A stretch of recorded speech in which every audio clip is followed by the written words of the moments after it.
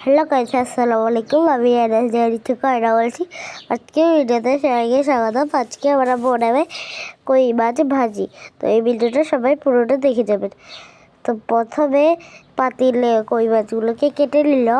তো তারপর কড়াইয়ে তেল দিয়ে দিল। তারপর কই মাছে লবণ দিয়ে দিল, দুধ দিয়ে দিল, তারপরে হলুদ দিয়ে দিল, তারপরে মরিচ দিয়ে দিল, মাখতে হবে। এখানে বুটবুড়ি ফুটছিল একটা দেওয়ার পরে, আরেকটা দেওয়ার পরে আরও বুটবুড়ি। এখানে এইখানে ইয়ে দিল, উল্টিয়ে দিল। তো যারা যারা দেখুন, যারা যারা আমার আগের ভিডিওগুলোকে দেখে নিই, তো সবাই দেখে আসবেন। তো এখানে কই মাছগুলোকে ভাজি হয়ে গেল। তারপরে কড়াইয়ে পেঁয়াজ দিয়ে দিল, পেঁয়াজ। তো তারপরে নাড়াচাড়া করছে, পেঁয়াজগুলোকে ভেজে দিল। তারপরে আদা দিয়ে দিল, তারপরে নাড়াচাড়া করছে, হলুদ দিয়ে দিল।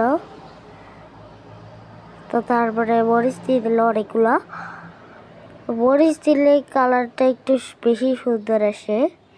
এখানে কাঁচা লঙ্কা দিয়ে দিল, জিরে বাটা দিয়ে দিল।